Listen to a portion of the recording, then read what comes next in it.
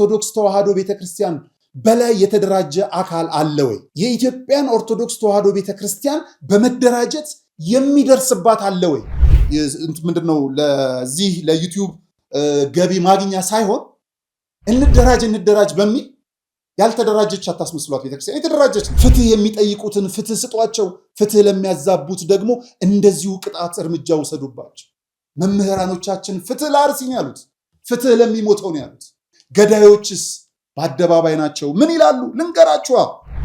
ሰሞኑን ወሎ ላይ የሆነ ነገር ታያላችሁ። እነዚህ ወታደሮች እናስተዳርጋቸዋለን ገና እኛ ባፈሙ ይዘን አንድ ሙስሊም 2000 ኦርቶዶክስ ካልገደለ ሙስሊምነቱን አናረጋግጥለትም። ካሁን በኋላ አንድ ሙስሊም የሰውን ስብዕና የሚገነቡ ሲሞቱ ደግሞ አትግደሉን ያሉ እስር ቤት ወሃቢያ ሙስሊሞችስ እንገላለን እያሉ የፖሊስ ሰራዊት እንዳላችሁ ኢቭን የምታስሩን ፖሊሶች እንጀራ ሆኖባችሁ እንጂ በእጃችን ካቴና ስታስገቡ ምን ያህል ልባችሁ ከካቴናዋ ጋር አብራችሁ ቀጭ እንደሚል አውቃለሁ። ማስሎ ደግሞ ኦርቶዶክሳዊ ሆናችሁ በራሳችሁ የሐሰት ክስ አከማይታችሁ ፍርድ ቤት የምታቀርቡ ክርስቲያን ወገኖቻችንን አትግደሉ የሚሉ ሙስሊሞችን ደግሞ እየሞቱ ነው። ያሳዝናል። አትግደሉ ባይሞቱ እንኳን ነገ ይገሏቸዋል። አክራሪ ሙስሊሞች ናቸው እየገደሉ ያሉት እንጂ ሙስሊም አይደል። ከሰው ሞት ትርፍ የምታተርፉ መስሎ የታያችሁ ግን በቤታችሁ ይግባ።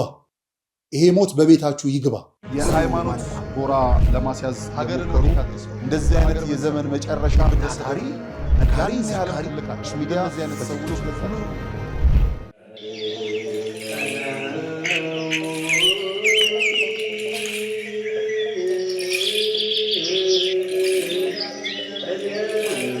ሐዋርያት ጸጋ መንፈስ ቅዱስን ከተቀበሉ በኋላ ዓለምን ዕጣ ተጣጥለው ተከፋፍለው ዞሮ ከማስተማራቸው አስቀድመው የሥራቸው መጀመሪያ ጾምን አድርገዋል። እናም ለሥራችን መጀመሪያ ለሕይወታችን ጉዞ ጾምን አስቀድመን በገዳም ያሉ አባቶቻችንን በማስታወስ በመባ በስጦታችን ምጽዋታችንን እናስከትል። የሞታንሳ ማር ቅዱስ ሚካኤል አንድነት ገዳም የአባቶቻችንን በዓት ልንጨርስ ጥቂት ቀርቶናልና አግዙን። ጾሙን የበረከት ጾም ያድርግልን። አሜን።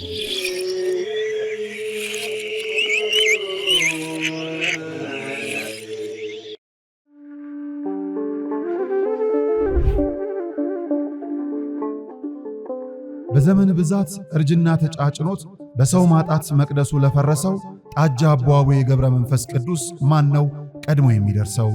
ምድሩ ለምለም ሀገሩ የጀግና ጦርነት ፈተነው እንጂ የማያውቅ ልመና። ዛሬ ግን አዛውንቶቹ ጉልበት ከርቷቸው ወጣቶቹ ግራ ገብቷቸው የአቡዬ ቤተ መቅደስ ሊፈርስ ተቃርቧልና ስለ አቡዬ ብላችሁ የጻድቁን ቤተ መቅደስ እንገንባ።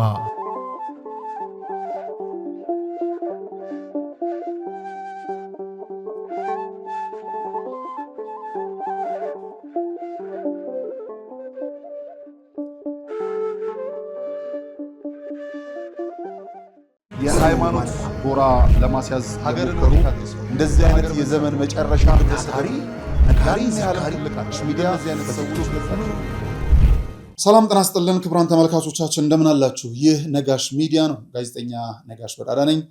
ዛሬም አትግደሉን ለማለት ነው እንግዲህ እየመጣ ነው። ሞታችን እንዳይቀጥል ደግሞ ሞታችንን ተከትሎ ደግሞ አትግደሉን ያሉ አካላት ፍትህ እንዲያገኙ የታሰሩ በመሆናቸው ፍትህ ለነሱ ልንል ነው የመጣ ነው። መምህር ዘላለም እንደዚሁ ታስሯል በጣም በሚያስገርም መልኩ። ቀሲስ ዶክተር መዝገቡ ካሳ ለአብነት ያህል ነው የምነግራቸው። ከዛ በኋላ ዮኒ የሰማዕቷ ልጅ ከዛ እንደዚሁ ደግሞ ሌሎች የቤተ ክርስቲያኖቻችን ልጆች ፍትህን በመጠየቃቸው ብቻ እየታሰሩ ነውና ለምን ብለን የምንጠይቅበት አግባብ ይሆናል። ለምንድነው የታሰሩት? ምንድነው ተናግረው የታሰሩት? መምህር ዘላለም ምንድነው እሱ ተናግረው የታሰሩት? እንደዚሁም ቀሲስ ዶክተር መዝገቡ ካሳስ ምንድን ነበር የሚናገሩት? ዮኒ የሰማዕቷ ልጆች ሌሎቹስ የሚለውን በደንብ እናየዋለን። በጣም በሚያስገርምና በሚያስደንቅ መልኩ እነዚህ የቤተ ክርስቲያን መምህራን አትግደሉን ብለው በመናገራቸው ከታሰሩ፣ ወሃቢያዎች ደግሞ እንገላለን ወደ ወሎ ቀጣይ እንሄዳለን እያሉ ያልታሰሩባቸውን እንገላለን የሚሉባቸውን ቦታ እንዲሁም ቪዲዮ እንነግራችኋለን። ዛሬ ደግሞ አንድ ገጀራ ይዛ የወጣች ሴትም አለች። እሷንም በደንብ አመጣላችኋለሁ ማለት ነውና በጣም በሚያስገርም በሚያስደንቅ መልኩ እነዚህን ጉዳዮች በደንብ እናያቸዋለን። ከዛ ባለፈ ደግሞ ጥያቄ የሆነብኝ አንድ ነገር አለ። ፓስተሮች የጠፋችሁ የ4 ኪሎ ዘንዶ ብላችሁ ስለ 4 ኪሎ ዘንዶ ስትጸልዩ የነበራችሁ አርሲ ላይ ያለ የሞት ዘንዶ አለ። ለሱ የማትወግኑት አልኩኝ እርሱን የማታወግዙት ለምንድን ነው? እሱ የ4 ኪሎ ዘንዶ ብላችሁ ስለ ቀይ ባህር የጸለያችሁ በአጠቃላይ ለምርጫ ለአንድ ቀን ጸሎት ያዘዛችሁ የቤተ ክርስቲያኖቻችን አባቶች፣ የፕሮቴስታንት እህት ወንድሞቻችን መሪዎች፣ የእስልምና ቤተ እምነት ኡስታዞች፣ ሼኪዎች፣ ሌሎች ቤተ እምነት የካቶሊክ ሁላችሁ የት ናችሁ? እንጠይቃችኋለን። ዛሬ በደንብ የምናየው የምናስብበት ጉዳይ ይኖራል ማለት ነው። አንድ ነገር ግን ልንናገር እፈልጋለሁ። ክቡራን ተመልካቾቻችን፣ የተዋህዶ ልጆች በደንብ ስሙኝ። በሶሻል ሚዲያ ላይ እንደራጅ የሚሉ ሀሳቦች እየመጡ ናቸው። እንደራጅ ለምን? ምን ሊያደርግልን? ምን ልንሰራበት? ምን አይነት አደረጃጀት? በደንብ ልናየው ይገባል። አሁን ላይ በቲክቶክ፣ በዋትሳፕ፣ በቴሌግራም በብዙ ነገሮች እንደራጅ የሚባሉ ሀሳቦች አሉ። አንዳንዴ ጥሩ ነገር ያደረግን መስሎን የማይሆን ነገር እንዳናደርግ እፈራለሁ። አንደኛ ለሟቾች እረፍትን የሚሰጥ ሞታቸውን የሚያስቀር ነገር እንጂ ለገዳዮች ብርታት ሰጥቶ የሟቾችን ቁጥር የሚያበዛ ነገር ልናደርግ አይገባም። የምናደርገው ነገር እንኳን ካለ በማስተዋል ነው መሆን ያለበት። እንዴት ካላችሁ፣ አንደኛ መደራጀት ማለት ምንድን ነው? እሱ መደራጀት ምንድን ነው? መደራጀት እስካስፈለገ ከኢትዮጵያ ኦርቶዶክስ ተዋህዶ ቤተክርስቲያን በላይ የተደራጀ አካል አለ ወይ? የኢትዮጵያን ኦርቶዶክስ ተዋህዶ ቤተክርስቲያን በመደራጀት የሚደርስባት አለ ወይ? ሲኖዶስ አላት። ሲኖዶስ ውስጥ ያሉ አባቶቻችን ምንድናቸው? ሌላ ጥያቄ። ሀገር መሪ ሳይኖራት ሀገር የመራች ናት። ሀገር ወታደር ሳይኖራት ዘምታ ሀገር ያስከበረች ናት። ሀገር ሳትማር በድንቁርና ወደኋላ የቀረችበት የዛ ጊዜ ላይ ብራና ዳምጣ ቀለም በጥብጣ ያስተማረች ናት። ሀገር ባህልና ቱሪዝም ሳይኖራት ቅርሶችን አቆይታ ለትውልድ ያሸጋገረች የተደራጀች ናት። ሀገር የጤና ጥበቃ ሚኒስቴር ሳይኖራት ብቻ ሳይሆን አሁን እንኳን ኖሯት ጤና ጥበቃ ሚኒስቴር የውጭ ምንዛሬን በሚፈልግበት ጊዜ እሷ ከአምላክ ጋር ኔትወርኳን ዘርግታ ለመና በማስታረቅ ህመምተኞቿን የምትፈውስ በሽተኞቿን በጀርባዋ አድርጋ የምትቀልባቸውን ደግሞ ሪፖርት የማታደርግ የተደራጀች ቤተክርስቲያን ናት። የተደራጀች ናት። እኛንን በቤተክርስቲያን ውስጥ ያልገባን ወደ ቤተክርስቲያን እንምጣ። የምትለውን ነገር ለማድረግ ንስሐ ገብተሃል፣ ቆርበሃል፣ ከንስሐ አባት ጋር ተገናኝተሻል። ከቪዲዮ ማድመቂያ፣ ከዩቲዩብ ጨዋታ፣ ከቲክቶክ ጋጋታ፣ ከማህበራዊ ድምቀት ባለፈ በቤተክርስቲያን ውስጥ ሆናል። ለክርስትና ከመሞት በፊት በክርስትና ለመሞት ተዘጋጅተናል። በክርስትና ለመሞት ከተዘጋጀን ለክርስትና ለመሞት መሄድ እንችላለን። አንፈራም፣ አያስፈራም። አሁን ለክርስትና መሞት አይደለም የሚያስፈልገው፣ በክርስትና መሞት። ደማቸው ዋጋ እንዳይቀር አይደለ? የኛ ደም ዋጋ እንዲኖረው ወደ ሰማይ እንድንሄድ ከሰማይ አባታችን ጋር እንድንገናኝ የሰማዕትነትን ክብር ለመቀዳጀት ለክርስትና መሞት ሳይሆን በክርስትና መሞት በመጀመሪያ ያስፈልጋል። ሁለተኛ እኛ የቸገረን ነገር መደራጀት አይደለም። የተደራጀች ቤተክርስቲያን መሰረቷ ክርስቶስ ሲሆን ከዚህ በላይ የተደራጀ ቤተክርስቲያን አናገኝም። ልታገኙ አትችልም። ነፍሱን ለሃይማኖቱ የሚሰጥ ኦርቶዶክሳዊ ያለባት ቤት ናት። ኦርቶዶክሳዊ ቤት ነፍሱን ለሃይማኖቱ ሊሰጥ የሚችል። ስለዚህ እኔ የሚያስፈራኝ አንድ ነገር አለ። እንደራጅ ስትሉ ገዳዮቻችን ያልተደራጀን መስሏቸው የበለጠ ለመግደል እንዳይሄዱ እንደኛ የተደራጀን ስርዓት ግን መያዝ ያስፈልጋል። የቸገረን ነገር ግን አለ። አንደኛ የቸገረን ነገር ደግ ጸሎተኛ አባት መሪ አላገኘንም። ጸሎተኛ፣ ደገኛ፣ በምናኔ ህይወት ውስጥ ያለ ከሰማይ አባታችን ጋር የሚያገናኝ በጸሎት የበረታ አባት እንፈልጋለን። የኮታ አባት አላልኩም፣ የድምቀት አባት አላልኩም። ቤተ ክህነት አካባቢ ያላችሁ በደንብ ስሙ። ለብፁዓን አበው ሊቃነ ጳጳሳት የምትሰጡትን ክብር እውነት ለእግዚአብሔር ትሰጣላችሁ? ብፁዓን አበው ሊቃነ ጳጳሳት ፀሐይ እንዳይመታቸው የምትይዙትን ጥላ ስለ ሃይማኖታቸው ሲሉ ለተገደሉ ኦርቶዶክሳውያን የሐዘን ጥላ ልባችሁ በዛ ልክ ጠልቷል? ብፁዓን አበው ሊቃነ ጳጳሳት አባቶቻችንን አክብራችሁ ወይስ ከጀርባ ያለውን ጥቅም አስልታችሁ? እግዚአብሔር በሚያውቅ። አዎ አባቶች አሉን፣ አባት ይሁኑን። እንደዛ አባት ግን አተናል። ይበቃል የሚል ጸልዮ የሚመልስ ለምኖ የሚያገኝ ተናግሮ የሚሰማ ተደራድሮ ጥቅም የሚያስገኝ ከመንግስት አካላት ጋር ተነጋግሮ ለእውነተኛ ሐሳብ ለእውነተኛ ድል የሚሄድ አባት ከመንግስት አባት። በነገራችን ላይ የመንግስት አመራሮች እኮ ልጆቻችሁ ናቸው፣ ሌላ አይደሉም። ከሌላ አካል የመጡ ከሌላ ፕላኔት የመጡ አይደሉም፣ ልጆቻችሁ ናቸው። እናንተ ያሳደጋቻቸው፣ ምናልባትም አንዳንዶቹ በደንብ ያላስተማራቿቸው ዘመን ቀይረው ሃይማኖቱን እንደዚሁ ለውጠው በሌላ ጎን የተሰለፉ ካልሆነ በቀር ከእናንተ ቤት የወጡ ናቸው አባቶቻችን። አላመለጧችሁም፣ የእናንተው ነበር።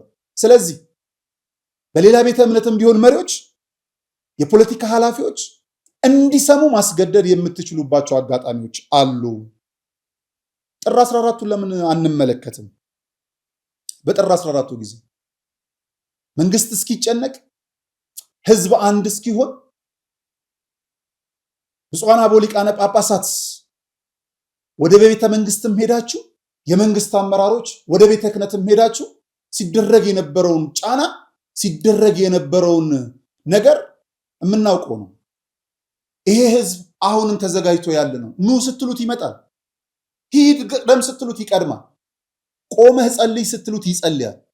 ስለዚህ በጸሎት የሚተጋ የያዘውን መስቀል በሽጉጥ ያልቀየረ የያዘውን ክህነት በኮንዶሚኒየም ያልቀየረ የያዘውን አባትነት በቋንቋ በብሔር ውስጥ ያልደበቀ የያዘውን ክህነት ለክርስቶስ ራሱን አሳልፎ የሰጠ አባት ከተገኘ ፖለቲካውም ንጹህ ይሆናል። አሁን የቸገረው አንድ ነገር በአባትነት ሰበብ ተሹመዋል።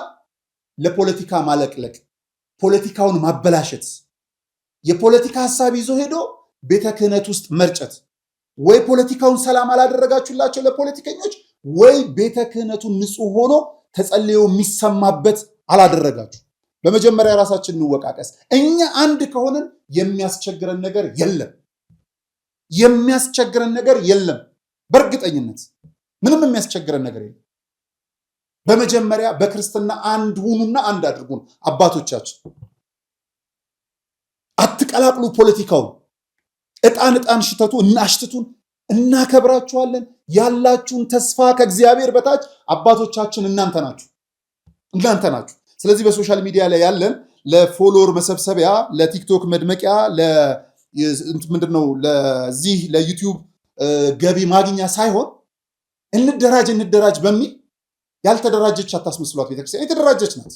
ንጹህ ስንዱ መቤት ምንም ያልቸገራት በዚች በተደራጀች ቤተክርስቲያን ውስጥ ግንስ ህብረታችን አንድ ስላልሆነ በንስሐ መተን በአውደ ምሕረቱ ስር ቁጭ ብለን ከሰባኪያን ወንጌሎቻችን የሚመጣውን ቃል እግዚአብሔር ስላልሰማን ሰባኪያን ወንጌሎቻችንን የሚያስተምሩንን መልእክት ስላልተቀበልን ብፁዓን አባቶቻችንን ቡራኬ ስላልወሰድን ቅዳሴውን በአግባቡ ስላልተካፈልን በአውደ ምሕረት ላይ የሚተላለፈውን መልእክት ስላልሰማን በአውደ ምሕረት የሚያስተላልፉት የአውደ ምሕረቱ ገበሬዎች እየተነጠቁብን ብቻቸውን ስለቆሙ እኛ ውጪ ነን። እንደራጅ የሶሻል ሚዲያ ለዚህ ማሳያው ምንድነው ካላችሁ መምህራኖቻችን ፍትህ ላርሲ በማለታቸው በአውደ ምሕረት በማስተማራቸው ብቻ አውደ ምሕረት ላይ ስላልተገኘ እዚህ የቲክቶክ ጀግና፣ የፌስቡክ ጀግና፣ የዩቲዩብ ጀግና መምህርን አውደ ምሕረት ላይ ስላላገኘው መምህር እስር ቤት ገብቷል። ምን ስላለ ስማው።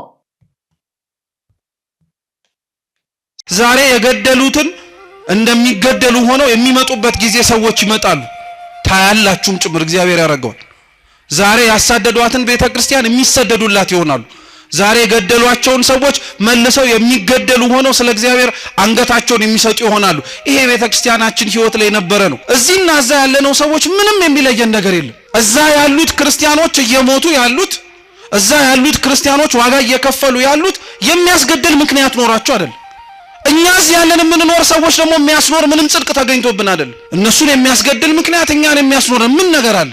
እንደውም ተገላቢጦሽ ቢሆን ነው እንጂ እዚህማ ክፋትን ሊያስነሳብን እኛ ራሳችን ላይ አጸፋው ሊመለስብን የሚችል ብዙ ኃጢአት አለብን፣ ብዙ ክፋት አለብን፣ ብዙ ነውር አለብን። እግዚአብሔር የሚያውቀው ከዛም አልፎ እኛው ራሳችን የምናውቀው ማለት ነው። ቦታ ካለየን በቀር ምን የሚለየን ነገር አለ? በየቦታው የሚሞቱት ወገኖቻችን የሚሞቱት በሩቅ ሰው አይደለም፣ በራሳቸው ሰው ነው። በራሳቸው ሰው ነው የሚገደሉት። ሐቁ እንደዛ ነው። የሚገደሉት ጥፋት ኖሮባቸው አይደለም። የሚገደሉት ክርስቲያን ሆነው ስለተገኙ ነው። ክርስቲያን ስለሆኑ ሌላ ምንም ነገር ስለሆኑ አይደለም። እንዲህ ብለን ለመናገር እንዲህ ብለን ለማውራት እንዲህ ብለንም ጭምር እውነታውን ለመመስከር ስለከበደን ካልሆነ በቀር እውነታው ግን ይህ ነው።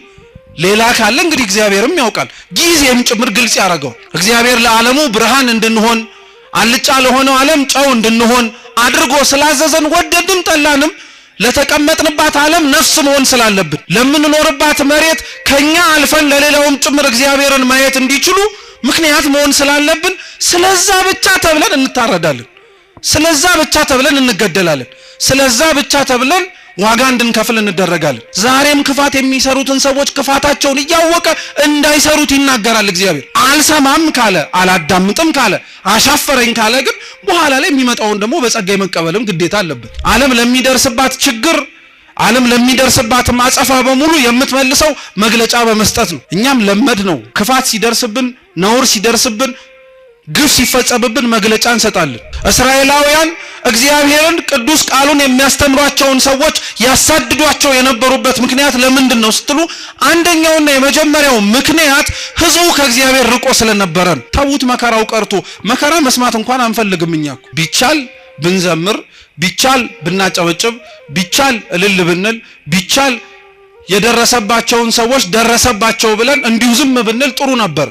እንኳን መከራው ከሩቅ ሆኖ ተሰምቶ ቀርቶ ቅርብ ያለነው ሰዎች እንኳን መስማት አንፈልግም፣ ያንገሸግሸናል፣ ሰለች እንላለን። የሞቱት ሳይሰለቹ አንተ የምትሰማው ትሰለቻለህ? የታረዱት ሳይሰለቹ አንተ እንዲህ የምትመለከተው በስልክ ደከመኝ ትላለህ? እንዲህ በጣም ከባድ እኮ ነው። በነገራችን ላይ ሌላው ስለ ክርስቶስ መሞት አልደከመውም፣ አንተ ስለ ክርስቶስ የሚሞቱትን መስማት ሰልችቶሃል። ሌላው ስለ ክርስቶስ ዋጋ የሚከፍል አለ፣ አንተ ስለ ክርስቶስ ዋጋ የከፈሉትን ማዳመጥ ደክሞሃል። በጣም ነው የሚያሳዝነው እኮ እውነት። ለስሙ ደግሞ ሰማዕታትን እንዘክራለን እንላለን። የሰማዕታትን ዜና ቤተክርስቲያን የምትዘክረው ስዕላቸውን ስላ ብቻ አይደለም፣ ገድላቸውን እያነበበች እንዴት እንደኖሩም ጭምር በማሰማት ነው። ስለ ክርስቶስ የሞቱትን ዜና መስማት የከበደው ሰው እንዴት ቆሞ የጊዮርጊስን ገድል ይሰማ? እንዴት ቆሞ የመርቆሬዎስን ገድል ይሰማ?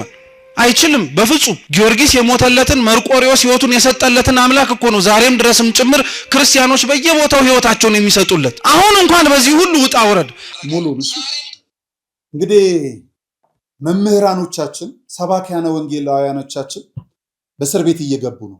ምናልባትም ደግሞ ነገ ተነገ ወዲያም ቀን የሚጠበቅላቸው ይኖር ይሆናል። እባካችሁ የመንግስት ባለስልጣኖቻችን ዝቅ ብላችሁ ወደ ማህበረሰባችሁ ውረዱ። ግድ የለም የተቀመጣችሁበት ወንበር ይቀየራል። ያላችሁበት የወጣትነት፣ የጉልምስና፣ የአሸናፊነት ጊዜ ያረጃል። ምናልባትም ነገ በዚህን ዓመተ ምህረት በዚህ ስልጣን ላይ ባለሁበት ሰዓት ያን ያደረኩት ስህተት ነው ብላችሁ አብዛኛዎቻችሁ የምትናዘዙበት ቦታ ታጡ ይሆናል። አዎ ዛሬ ማሰር ትችላላችሁ። አዎ ያለንን ማሳጣት ትችላላችሁ። አዎ ማሳደድ ትችላላችሁ። አዎ መግደል ትችሉ ይሆናል። አዎ የሐሰት ክስ መርማሪዎች አዘጋጅተው እንዲያቀርቡ ታደርጉ ይሆናል። ስራዎቻችንን ታስቆሙ ይሆናል። ያሉንን ነገር ልታሳጡ ትችሉ ይሆናል። ግድ የለም ትችላላችሁ። ዛሬ እንድትችሉ አድርጓችኋል። ለምን? የተሰጣችሁ ጊዜ ነገ የሚፈርድ አምላክ አለ። ዛሬ ሁሉን እንድትችሉ ያደረገ ነገ ምንም በማትችሉበት ሰዓት ይፈርዳል እግዚአብሔር። ግድ የለም ለእናንተ ላይደርስ ይችላል፣ ግን ለልጅ ልጅ ይደርሳል። እመብርሃን ምስክሬ ናት፣ ይደርሳል። ድንግል ማርያምን ወላዲተ አምላክን ግድ የላችሁ ግድ የላችሁም። ይሄንን እምለው ይሄንን ምለው በማስተዋል በጥበብ ሀገር ለመምራት ወደ ስልጣን ለመጣችሁ ፖለቲከኞች ብቻ ነው።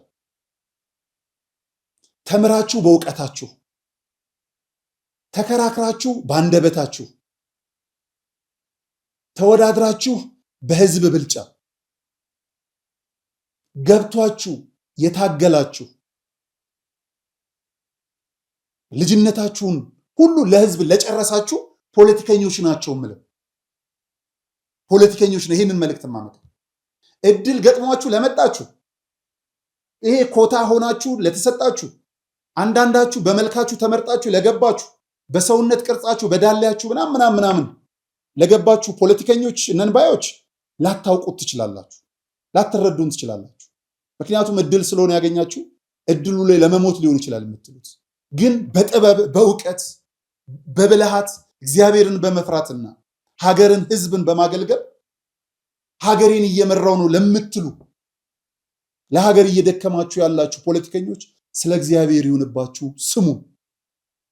ሀገራችሁን የሚያፈራርሱት ከ100 ሚሊዮኑ እመኑኝ፣ ምናልባት 500,000 ወይ 1 ሚሊዮን አንሆንም። እኔ ካስቸገርኩ ግድ የለም፣ ሀገር ሰላም ትሁን። ብዙዎች አሉ፣ ብዙዎች መኖር የሚፈልጉ ቀን የጨለመባቸው፣ ጊዜ የጠፋባቸው፣ መንገድ ያጠራቸው፣ መኖር ተስፋ የጨለመባቸው እናት አባቶች አሉ። ምን ነው ይህንን ጊዜ ባላየው የሚሉ ጉልበት ወጣትነታቸውን ለሀገር የከሰከሱ ዛሬም ድረስ በድንበር ሆኖ ስለ ሀገር የሚዋደቁ ግድ የለም ይሄ ህዝብ እንዲያልቅ አይደለምና አታጫርሷቸው። ፍትህ የሚጠይቁትን ፍትህ ስጧቸው። ፍትህ ለሚያዛቡት ደግሞ እንደዚሁ ቅጣት እርምጃ ውሰዱባቸው። መምህራኖቻችን ፍትህ ለአርሲ ነው ያሉት፣ ፍትህ ለሚሞተው ነው ያሉት። ገዳዮችስ በአደባባይ ናቸው። ምን ይላሉ ልንገራችኋ፣ ስሙኝ ምን እንደሚሉ ገዳዮቻችን። እነሱ ዘንጠዋል። እነዚህን ፍትህ የጠየቁ ደግሞ ታስረው በጣም በሚያሳዝን በሚያሳፍር መልኩ እንዲህ ተንገላተዋል። ይህንን ላሰማችሁ። ብዙ እጀ ላይ ብዙ የምጨፈጨፋቸው ካፊሮች ስላሉ ለነዛ እንደ ይደክመኝ ትሬኒንግ ነው፣ ለነዛ ትሬኒንግ ስለሚወጣ ነው። ይመቻችሁ። ያው እስከማልደችሁ ድረስ ተዘጋጁ። ሰሞኑን ወሎ ላይ የሆነ ነገር ታያላችሁ። እነዚህ ወካሪዎች እናስተዳርጋቸዋለን ገና እኛ ባፈሙ ይዘን አንድ ሙስሊም 2000 ኦርቶዶክስ ካልገደለ ሙስሊምነቱን አናረጋግጥለትም። ካሁን በኋላ አንድ ሙስሊም 2000 ኦርቶዶክስ ማረድ ያለበት ይሄ መስፈርታችን ነው። ከዛ በላይ ያረደና ከዛ በላይ የገደለ ግን እንሸልመዋል። ስሙን በወርቅ መዝገብ እንመዘግበዋል። 61 ሰዎች አላችሁ። አሁን የስፖርት ሰዓቴ ነው። ማታ 2 ሰዓት ላይ እንገናኝ፣ በስፋት እንወያያለን። እንግዲህ እንደተመለከታችሁ ነው። አንድ ሙስሊም 2000 ኦርቶዶክሳውያንን ከገደለ እንሸልማለን። ሙስሊሞች ኦርቶዶክሳውያንን ከገደላችሁ እንሸልማለን። ስለዚህ ኦርቶዶክሳውያንን ለመግደል ልምምድ ላይ እየሄድኩ ነው። ማታ 2 ሰዓት ላይቭ ጠብቁኝ። ወሎ ላይ የሚፈጠረውን ታያላችሁ ነው። ሶሻል ሚዲያው ትሬስ ተደርጎ ክብርት ወይዘሮ ፍሬት የኢትዮ ቴሌኮም ያገኙታል ብለን እናስባለን። በነገራችን ላይ የካቲት 22 መጋቢት 22 እኔ በ3ኛ ፖሊስ ጣቢያ ማዕከላዊ ስታሰር የተወሰደብኝ ስልክ እስካሁን አልተመለሰልኝም። እስካሁን 3 ወር እየሆነ ነው። ለምን?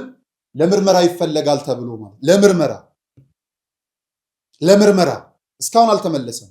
ሌሎችም ብዙ ነገሮች አሉ።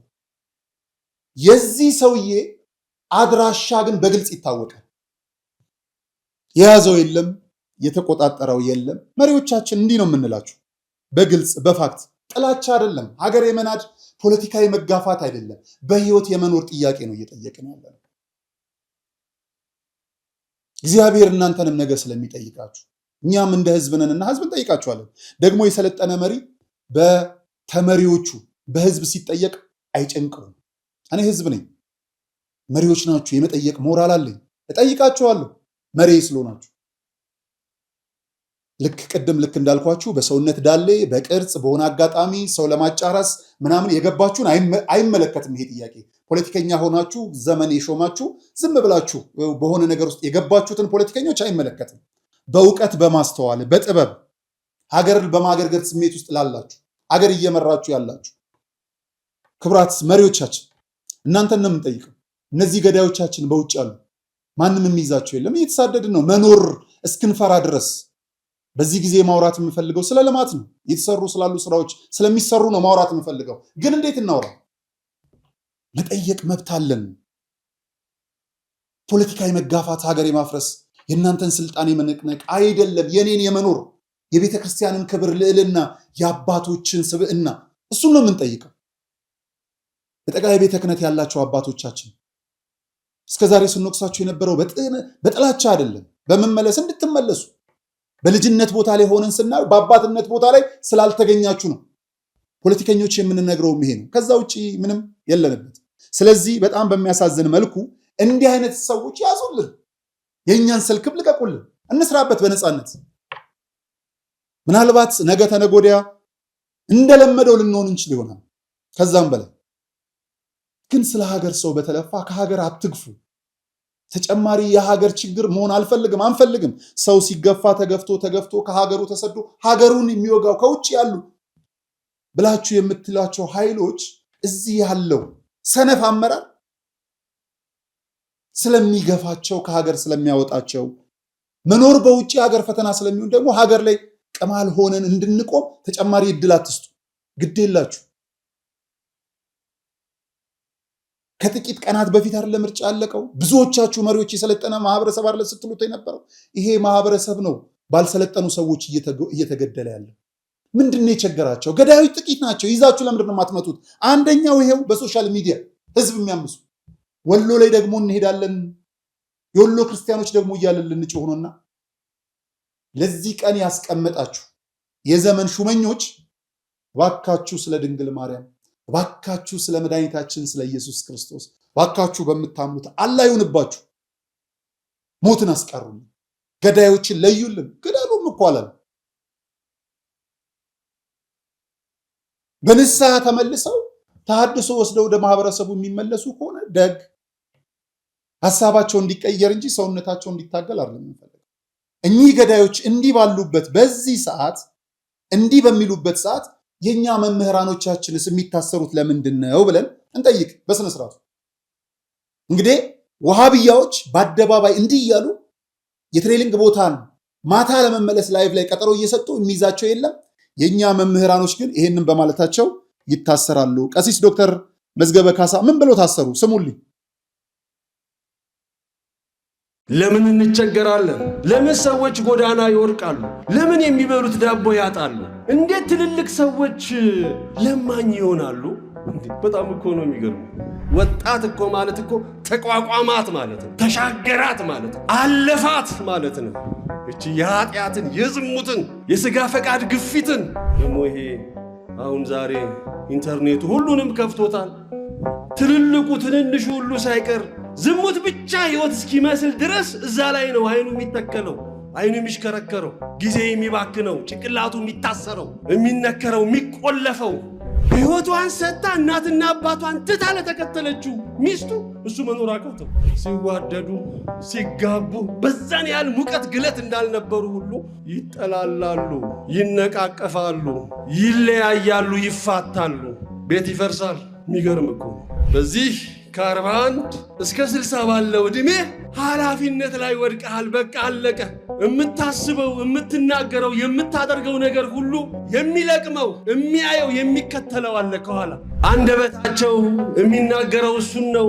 የሚሰሙት ሙዚቃ፣ የሚውሉበት ቦታ፣ የሚያነቡት መጽሐፍ፣ የሚጫወቱት ጨዋታ፣ የሚናገሩት ንግግር በሙሉ አካላቸው፣ አእምሯቸው፣ አንደበታቸው በሙሉ ስጋ ስሜት የሃይማኖት ጎራ ለማስያዝ ሀገር ከሩ እንደዚህ አይነት የዘመን መጨረሻ ታታሪ ነካሪ ሲያልቃሽ ሚዲያ በዚህም እግዚአብሔር አለ። አይገርምም? ሁሉ የሱ ስፍራ ነው። አሁን የምንገኘው በጅማ ሀገረ ስብከት ጎማ ወረዳ ሊሙ ደብረ ሰላም መድኃኔዓለም ነው። መምህር አድነው ያፈረሱት ቤተክርስቲያን ለአገልግሎት ቢመጡ አገልግሎቱን የሚመጥን አይደለም ህንፃ ቤተክርስቲያኑ። መድኃኔዓለም በዚህ አይከብርምና ለርሱ የሚገባውን ክብር ሰጥተን ቤተክርስቲያኑን እናንጽና ግድ የለም የነበረውን እናፍረሳሉ። ማንን በማመን? መድኃኔዓለምን። ከዛስ የተዋህዶ ልጆችን በመተማመን በጣም ስቅቅ የሚያደርገን ቅድም እንደተባለኛ ደሳሳም ይሁን ምን በሞቀ ቤታችን እናድራለን። እናታችን አባታችን ውጭ በብርድ እያደሩ ነው። እነዚህ ቤተክርስቲያን ስቅቅ የሚያደርገን እንሰራለን ብለን አፈረስን። አባቶች በሰጡት ይዞታ የነበረ የተሰራ መሬት በአይጥ በምስጥ በምናምን ፈራረሰው ወደቀ። የተሻለ እናደርጋለን ስንል ያው የአቅም ውስንነት የዚህ ያለው የኑሮ ውድነት ስላገደን አሁንም እኛ በጣም ውስጣችን ይበላል። አሁን በጣም አቅማችን በማነሱ እገዛ እንፈልጋለን። ጊዜው 1969 ነው። የሚባርከን ታቦት ያስፈልጋል ብለው በክርስትና የበረቱ የተዋህዶ ልጆች ህብረት ፈጥረው የሊሙ ሻይ ደብረ ሰላም መድኃኔዓለም ቤተክርስቲያንን ተከሉ። እነሆ በአገልግሎት ብዛት መሰረቱ ፈርሶ ጉልላቱ እንዲህ ወድቋል። ውሃ መሰረታዊ ነገር ነው። የአብነት ትምህርት ደግሞ ለቤተክርስቲያን መሰረታዊ ነገር ነው። ትክክል ነውና አሁን እነዚህ ልጆች እስካሁንም የተማሩትም አሁንም ያሉትን የሚያድሩበት የምታዩት ነው። መቃብር ቤት ነው የሚያድሩት። ያው አወራ ነው ገብታችሁ ብታዩት ምንም ጥርጥር የለውም። ይሄንን አወራ ነው። እዚያ ነው የሚማሩት። የሚያድሩበት አፈር ነው። ቢያንስ እንኳን መጠለያ አሁን ማታ ማታ እንደምታዩት በዚህ ዝናብ ይመጣል፣ ውሽንፍር ነው የሚመታቸው። ቁጭ ብሎ የሚማሩበትን ትምህርት ቤት ቢሰራ እጅግ የተሻለ ነገር ነው። የተዋህዶ ልጆች በውጪም በውስጥም ያላችሁ ይህ ደብር ታላቅ የበረከት ስፍራ ነው። እመኑኝ፣ የሰራችሁት ይባረካል፣ የጠየቃችሁት ይመለሳል። የቦታው ተአምር በሰው ልጆች እጅ ሥራ አጥር የለውም። ባለቤቱ ግን በተፈጥሮ ጫካ ዙሪያውን አጥሮ ቤቱን ይጠብቃል። ቤቱ ደግሞ ፈርሶ የኛን በረከት ይጠባበቃል። የለመነው እንዲመለስ የጠፋብን እንዲገኝ ለመድኃኔዓለም እንስጥ። የሃይማኖት ጎራ ለማስያዝ ሀገርን እንደዚህ አይነት የዘመን መጨረሻ ታሪ ነጋሪ ያለልቃች ሚዲያ እንግዲህ መምህራኖቻችን ይሄንን ብለው ቃለ እግዚአብሔርን የሚያስተምሩ የሰውን ስብዕና የሚገነቡ ሲሞቱ ደግሞ አትግደሉን ያሉ እስር ቤት ወሃቢያ ሙስሊሞችስ እንገላለን እያሉ በአደባባይ ለአብነት አሁንም ላሳያችሁ። ለምን ይገላሉ? መርህ ነው ይሄ። በቃ የመግደል መርህ ወጥቶላቸዋል። ሙሐመድ ብኑ አብዱል ወሃብ ምን የሚል ህግ ሰጥቷቸዋል? መን ደኸለ ፊ ዳዕወቲና ፈለሁ ማ ለና ወዐለይሂ ማ ዐለይና ወመን ለም የድኹል ፊ ዳዕወቲና ፈሁወ ካፊሩን ሙባሑ ደም። ይህም ብሏል። በቃ እኛ ባልነው የገባ ለእኛ ያለን ለሱ አለው፣ እኛ ያለብን ሀዘን ደስታችንን እናጋረዋለን አለ። እኛ ባልነው ያልገባ ካፊር ነው ግደለዋል። ለዚህም ወንዱም ሱለይማን ብኑ አብዱል ወሃብ ጥያቄ ጠየቀው። ግደሉ የሚሉ ወሃቢያዎች በአደባባይ እንዲፈነጫሉ፣ አትግደሉን የሚሉ ኦርቶዶክሳውያኖች ደግሞ ይታሰራሉ። ምንድነው ብለን ስናስብ ይሄ ምንም ሲምፕል ሎጂካል ሀገርን የሚያስተዳድር ፍትህን በእጁ ለመስጠት የሚችል የፍትህ ስርዓት መሳሪያን የታጠቀ ሰራዊት ገዳዮችን እያበረታታ አትግደሉን የሚል ደግሞ እያጎረ ነው የሚል ድምዳሜ ለመስጠት ምንም ከንቱ ሎጂክ ውስጥ መግባት አይጠበቅብንም። ይሄ በእርግጠኝነት አዝናለሁ፣ አውቃለሁ። የመንግስት ባለስልጣን ውስጥ ሆናችሁ ከሚሞተው እኩል ደማችሁ ሁሌ የሐዘን ደም የሚረጭ የባለስልጣኖች እንዳላችሁ አውቃለሁ። የፖሊስ ሰራዊት እንዳላችሁ ኢቭን የምታስሩን ፖሊሶች እንጀራ ሆኖባችሁ እንጂ በእጃችን ካቴና ስታስገቡ ምን ያህል ልባችሁ ከካቴናዋ ጋር አብራችሁ ቀጭ እንደሚል አውቃለሁ። የምታስሩን ፖሊሶች ደልቷችሁ እንዳሉ ከጥቂቶች በስተቀር ጥቂት ፖሊሶች የምትደሰቱ አሉ። ማስሎ ደግሞ ኦርቶዶክሳዊ ሆናችሁ በራሳችሁ የሐሰት ክስ አከማይታችሁ ፍርድ ቤት የምታቀርቡ እግዚአብሔር ቀን አለውና በፍርድ ዙፋን ላይ የሚቀመጡ ዳኞችን እንደው ትንሽ አእምሯቸውን ባይቀይርልን ኑሮ ብዙ ነገር ተጎድተን ነበር። አዎ ምን ይሰማችኋል? ሀገር ዳር ድንበር ለመጠበቅ ራሳችሁን መስዋዕት ለማድረግ የሄዳችሁ ወታደሮች ዜጎቻችሁ እየሞቱ ምን ይሰማችኋል? እናንተ ልትሞቱለት ለወጣችሁት ሀገር መሀል ላይ እየሞተ ነው። ዳር ድንበር ለመጠበቅ የወጣችሁ ሚኒሻዎች ከአንገታችሁ ማተብ አለ። ምን ይሰማችኋል? የጸጥታ አካላት፣ የአዲስ አበባ ፖሊስ ኮሚሽን አመራሮች ግድ የለም እንጀራ አታሏችሁ ሆድ ጎሎባችሁ ቀን ምናምን ለመሙላት ከሆነ ይሞላል። የሆነ ቀን የሁለት የሶስት ሰው ላይ በደል ስትፈጽሙ ይሞላል። ከዛ በኋላ ስሊና ምን ያደርጋል? እባካችሁ ክብሯን መሪዎቻችሁ እባካችሁ በጣም የሚያስገርመኝ ደግሞ እንደነዚህ አይነት ዋሃብያዎች እንጂ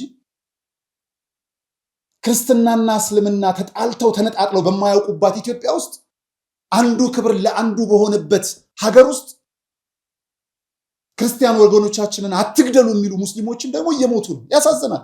አትግደሉ ባይሞቱ እንኳን ነገ ይገሏቸዋል። እስካሁን እንኳን ባይሞቱ እንኳን ለምን ክርስቲያኖች ሞቱ ብላችሁ ተቃወማችሁ ብሏቸው እነሱን ይገሏቸዋል። እግዚአብሔር ይጠብቅልን። አክራሪ ሙስሊሞች ናቸው እየገደሉ ያሉት እንጂ ሙስሊም አይደለም። ሙስሊሙማ አብረን ሰላም ነን፣ ጓደኛ ወንድም ነው፣ እህት እናት ናቸው። እኔ ልጄን ሙስሊም እናት አጥብታ ነው ያሳደገችው በጉርብትና።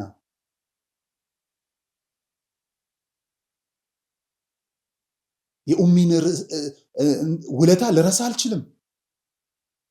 የልጅነት ጓደኛዬ አሊ ከማልን ልረሳ አልችልም። ነሙና መሐመድን ልረሳ አልችልም። ነሰባትን ልረሳ አልችልም። እህት ናቸው። ክፉ ቢመጣባቸው እኔ ከፊት የምጠለልላቸው፣ ክፉ ቢመጣ ከኔ ጎን የሚሆኑ ናቸው።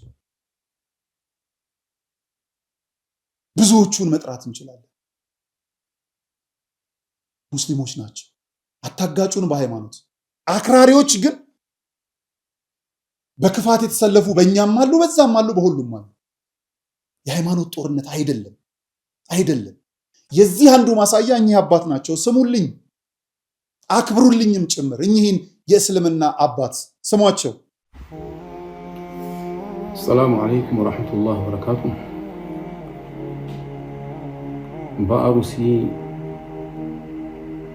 ክፍለ ሀገር በኦርቶዶክስ ወንድሞቻችን ላይ የደረሰው የነፍስ ማጥፋት እንዲሁም ማለት ነው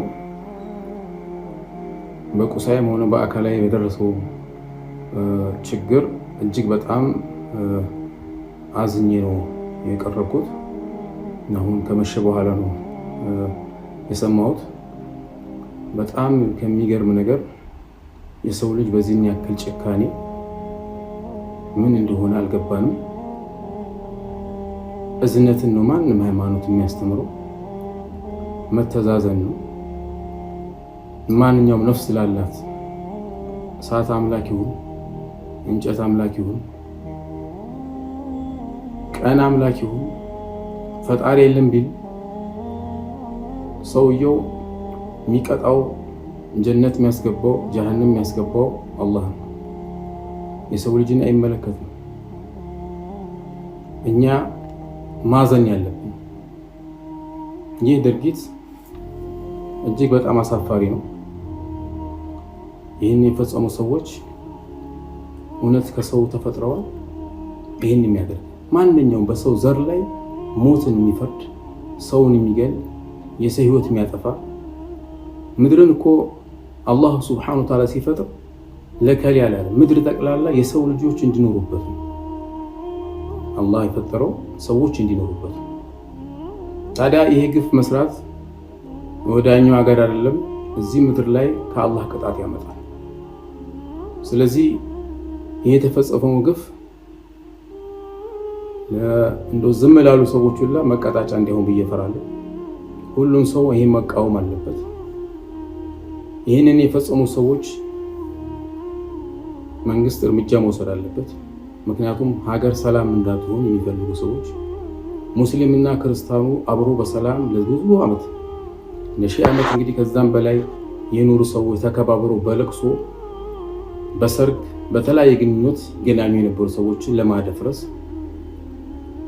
የአንድ ሃይማኖት ተከታይ ፈጻሚ ያስመስሎ እርስ በርስ ህዝቡ እንዲተላለቅ የታቀደ ስለሆነ ይህ መንግስት በቅርቡ እርምጃ እንደሚወስድ ተስፋ አደርጋለሁ። ምክንያቱም ህይወት ነው የጠፋው። የሰው ልጆች ህይወት ያሳዝናል። ምንም ያላደረገን ሰው መግደል፣ ማጥፋት የፈለገ አይነት አመለካከት ቢኖረው እንኳን አመለካከቱ የኔን አመለካከት ካልያዝክ በሚል ማንኛውም በሙስሊሙ በክርስቲያኑ ለሚፈጸም ግፍ እጅግ አሳፋሪ ነው ማለት። ስለዚህ ባለፈው አክሱም ላይ የተፈጸመውን ጥፋት ወጥተን ተናግረናል። ሙስሊም በመሆናቸው ብቻም አይደለም እንደ እስላም ተሰምቶንም ሲሆን ሁለተኛ እንደ ዜጋ ማለት ነው። እዚህም ደግሞ የተፈጸመው ነገር ልክ እንደዛው ሰው በመሆናቸው ሊከበሩ ይችላል። አላህ ወለቀድ ከረምና በኒ አደም ያለው ቁርአን ላይ የሰው ልጆችን አልቂያቸዋለሁ ከፍ አድርጌያቸዋለሁ። የፈጠረው እሱ ነው። ፈጣሪ የፈጠረው እሱ ነው። በእውነት ይህንን አብሮነት ለማደፍረስ የሚንቀሳቀሱ ከየትኛው ወገን ማንም ይሁን ማንም ሁሉም መቃወምና ይህንን ደግሞ በተለይ በመንግስት ላይ ትልቅ ትኩረት ጀዛኩሙላሁ ኸይረን መንግስት ትኩረት አድርጎ የሀገርን ሰላም ለማደፍረስና በየቦታው ላይ ረብሻ እንዲነሳ የሚንቀሳቀሱ ሰዎችን አድኖ በቅርብ እንደሚያሳውቀን ተስፋ አደርጋለሁ። በዚህ በተረፈ ለተጎዱባችሁ ለሞቱትን ጥልቅ ሀዘን ተሰምቶናል። እያንዳንዳችን የሁላችን ማህዘን ነው። አደራ አንድነታችን የሀገር አንድነት አለን፣ የጎረቤት አንድነት አለን፣ ማህበራዊ ኑሮ አንድነት አለን። ይህን ነገር ባልታወቁ ማንነታቸው ባልታወቁ ሰዎች የሚፈጸመውን ግፍ ሙስሊሙ ክርስቲያን ላይ ሲፈጸም ሙስሊሞች ናችሁ ብለን ወደ ሙስሊሙ ላይ እንዳንገባ፣ ክርስቲያኑ ሲፈጽም ከክርስቲያኖች ወገን ከሆነ ምናልባት ፈጻሚው ልክ በሃይማኖቱ ተደራጅተው ወይም ደግሞ የሃይማኖት ሰዎች እንዳደረጉት እንዳንቆጥር፣ ይህንን ግን በየትኛውም መልኩ ይሆን ይህን ነገር የፈጸመው ማንም ሰው ተጠያቂ ሆነ። የዚህ ሁላ ሰው እንባና ሀዘን እንደሚጎዳቸው ምንም ጥርጥር የለውም። አላህ ሀገራችንን ሰላም አላህ ያርግልን። ሁላችንም በየቤታችን ዱዓ እናድርግ፣ በየሃይማኖታችን ዱዓ እናድርግ። ሀገራችን ሰላም አላህ ያርግላለው። አባታችን እድሜ ከጤና ያድሉት። ምናልባትም ከነዚህ አክራሪዎች ክፉ አይን ይጠብቁት። ከነዚህ ክፉ አክራሪ አይኖች ይጠብቁት። እንዲህ ነው ክርስትና፣ እንዲህ ነው እስልምና፣ እንዲህ ናት ኢትዮጵያ። ይቺን መልሱልን። እንዲህ አይነት አባት ባሉባት ሙስሊም ውስጥ ደግሞ በሰመ ሂጃብ ተደብቀው እንዲህ የሚያደርጉ ወንዶች ብቻ አይመስላችሁ፣ ሴቶችም አሉ። ተመልከቱልኝ። ilma harreen dhalchee abbaan biyyaa Oromoodha. Harree feetee dhuftee biyya galtee qumxaadhaan dhuftee Oromiyaa keessa seentee Oromoon surree uffachuu si barsiisee utuu Oromoon hin jirre cinaan kee daaraa keessa gottutta. Oromoon akkamitti tuqama? Oromooti shugguxiidhaan kuwaasii taphachaa kilaashiidhaan buna tumachaa sinaapperiidhaan buna wal waamu. Abbaan biyyaa Oromoodha. Duunee banna malee seenaan mililik nutti hin deebitu abbee. እግዚአብሔር አምላክ ከደጋጎቹ ጎን ነፍሳቸውን ያኑርልን። ምንም ጥርጥር የለውም። ሰማዕትነትን ነው የተቀበሉትና እግዚአብሔር አምላክ ከደጋጎቹ ጎን ያኑርልን ለማለት እፈልጋለሁኝ። ሲቀጥል ምናልባት ሰው በዘርና በጎሳ ተከፋፍሎ ነው ያለው። እንዲያው ነፍሳቸውን ይማር የማለት ፈንታ በሌላ ነገር ቀይራ እቺ ሴትዮ እንግዲህ ገጀራ ስታወዛውዛ አይቻታለሁ። እስቲ እናያለን አንዳንድ ነገሮችን። የኦሮሞ ልጆች ነን፣ የኦሮሞ ኦርቶዶክሳውያን ነን። እኔ በበኩሌ ብሔር ከተጠየቀ ኦሮሞ ነኝ። ማንም ሄዶ መጠየቅ ይችላል። አካባቢን ኦሮሞ ነኝ፣ ያውም ኩሩ ኦርቶዶክሳዊ ነኝ። ሆኖም ግን በኦሮሞ ኦርቶዶክሳውያን ላይ የሚደርስ አንድ ጫና አለ ብዙ ጊዜ። እርሱ ጫና ምንድነው? ብዙዎች ፈተናን ያቀርቡልናል። እርሱም ፈተና ምንድነው? ኦርቶዶክስ እኮ የአማራ ባህል ነው ወይም ደግሞ የአማራ ነው ኦርቶዶክስ። ለምንድን ነው ኦርቶዶክስን የምትከተሉት? እርሱን ትታችሁ ውጡ ይላሉ። ኦርቶዶክስም ደግሞ ከሆናችሁ ብሔራችሁ ይቀየርና እሱ አማራ ነው ትባላላችሁ። ኦርቶዶክስ መሆን ግን አማራ ያደርጋልን? እውነቴን ነው የምላችሁ። አንድ ነገር አስረግጬ የምነግራችሁ ነገር ቢኖር በሶስት ነገር አልቀልድም። አንደኛው በሃይማኖቴ ነው፣ የመጀመሪያው ማለት ነው፣ ስፔሻሊ በሃይማኖቴ። ሁለተኛው በቤተሰቤና በሀገሬ። በእነዚህ ቀልድ አላውቅም። በሃይማኖቴ ደግሞ ከመጣህብኝ ነፍሴን አንገቴን እሰጥሃለሁ፣ ምንም ችግር የለውም። ግን ኦርቶዶክስ መሆን አማራ የሚያደርግ ከሆነ ከዚች ሰዓት ጀምሮ እኔ አማራ ነኝ፣ አማራውኛለሁ። በቃ ምንም ጥርጥር የሌለው ማለት ነው። ኦርቶዶክስ መሆን አማራ የሚያደርግ ከሆነ ማለት ነው፣ አማራውኛለሁ። ስለዚህ ብዙ ነገሮች አሉ። የኦርቶዶክስ እምነት ምናልባት በኦሮሞዎች ዘንድ ሲስፋፋ ወይም ደግሞ የኦሮሞ ተወላጆች የኦርቶዶክስን እምነት ሲከተሉ የሚኒልክን ስርዓት በእኛ ላይ ዘርግተሃል ይባላል።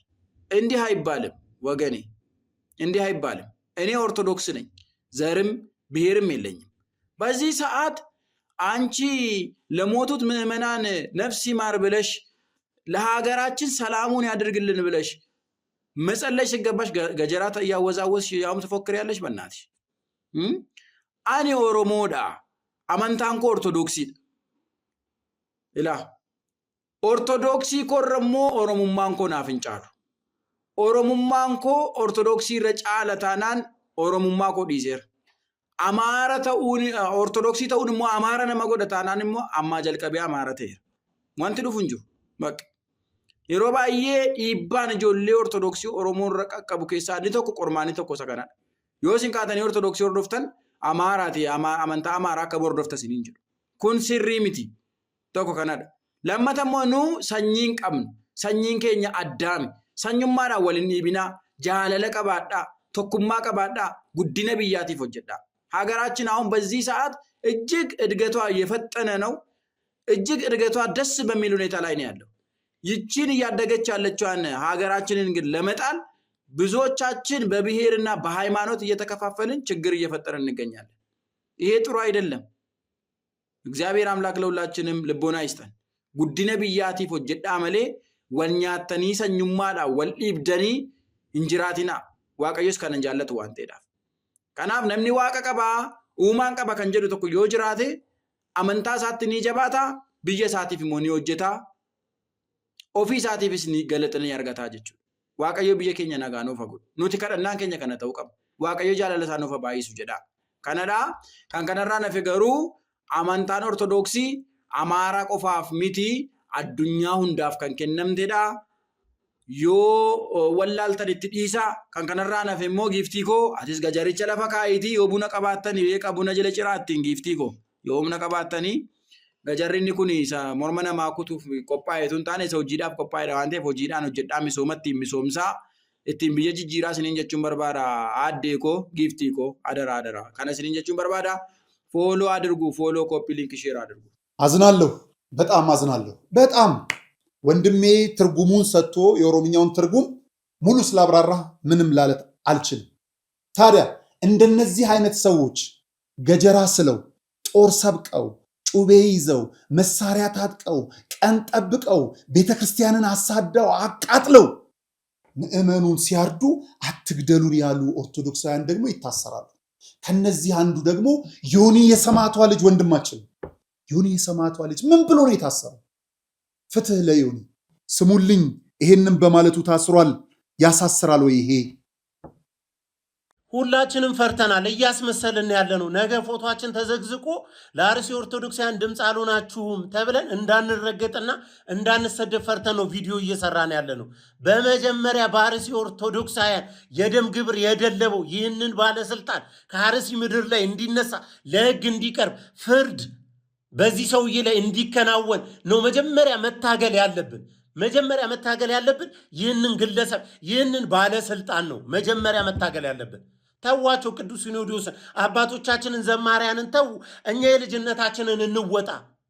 እኛ ኃላፊነታችንን እንወጣ። ነገ እነሱ ጋር በራን ኳኩቶ ወይ ልጃቸው በምንጫ በገጀራ ካልተቆረጠ አይገባቸውም። ካልገባቸው ጊዜው ደርሶ እስኪታረዱ ይጠብቁ። እኛ ግን ልጆቻችን እንዳይታረዱብን እኛ ማህተባችሁን በጥሱ ተብለን ቤተክርስቲያናችን እንዳትቃጠል እኛ የራሳችንን ኃላፊነት ተወጥተን እንታገል። ስለዚህ መጀመሪያ መታገል ያለብን ይህንን ግለሰብ ነው። አትፍሩት። ቪዲዮ ፎቶውን አድርጋችሁ ለህግ እንዲቀርብ በህግ አካላት ይህ ሰውዬ ከስልጣኑ እንዲነሳ ከተነሳም በኋላ እስካሁን በአርሲ ኦርቶዶክሲያን እንዲገደሉ ምክንያቱ የሆነው ከዋሃብያ ከምትሏቸው አካላቶች ጋር ይህ ሰውዬ ስለሆነ ይህ ሰውዬ እንዲጠየቅ እናደርግ። ወንድማችን የታሰረው በዚህ ነው። ሌላ ምንም ተአምር የለም። ምንም ተአምር የለም። ወንድሜ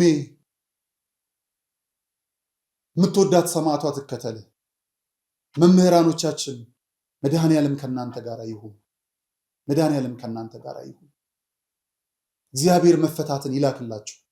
ስማችሁን ያልጠራችሁ ስለ ኦርቶዶክስ ስትሉ ዋጋ የከፈላችሁ የታሰራችሁ የተሰደዳችሁ፣ መታሰር ከባድ ነው፣ በጣም ከባድ።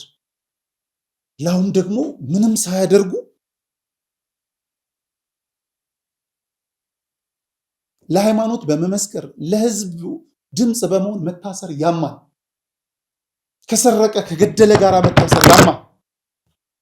እግዚአብሔር ብርታት ይሁናችሁ። ሰው ያለ ደሙ ያለ ኃጢአቱ ሲታሰር ደግሞ ደስ ይላል።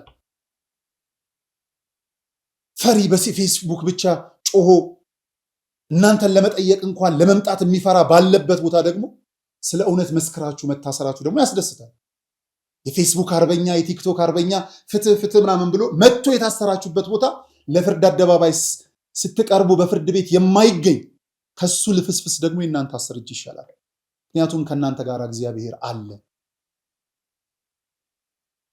ከፌስቡክ አርበኛው ከቲክቶክ አርበኛው ጀግናችን እያለ ሞት በሞት ላይ እንዲቀጥል ከሚያደርግ የጀግንነት ቦታ ላይ ከማይገኝ ዝም ብሎ ተራ ቲክቶከር፣ ተራ ዩቲዩበር፣ ተራ ፌስቡከር እናንተ በአደባባይ እውነትን የተጋፈጣችሁ እናንተ ትበልጣላችሁና እግዚአብሔር ከእናንተ ጋር አለ። ድንግል ማርያም አለች፣ እመኑኝ። ጻድቃን ሰማዕታቱ መላእክቱ አሉ፣ በገዳም ያሉ አባቶች አሉ። የነሱ ጸሎት በገባንበት ጊዜ እሱን የሚያወጣል እነሱ ናቸው። በጸሎት የሚተጉልን የረገጥንባቸው ገዳማት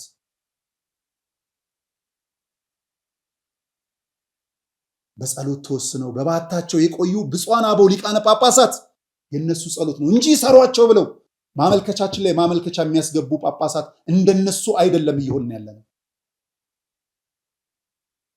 አትልቀቋቸው እንደሚሉ እንደ መንግስት ባለስልጣናት አይደለም። እግዚአብሔር መፍታትን ይችልበታልና ያስፈታቸዋል። እግዚአብሔር ከእናንተ ጋር ነው። በነገራችን ላይ እነዚህ ወሃቢያዎች ያስቸገሩት ለኛ ብቻ አይደለም፣ ለሙስሊም ወንድሞቻችንም ጭምር ፈተናዎች ናቸው። ቀላል እንዳይመስሏችሁ። ለአብነት ልንገራችሁ፣ ሙስሊሙም ተቸግሮባቸዋል። ስሟቸው።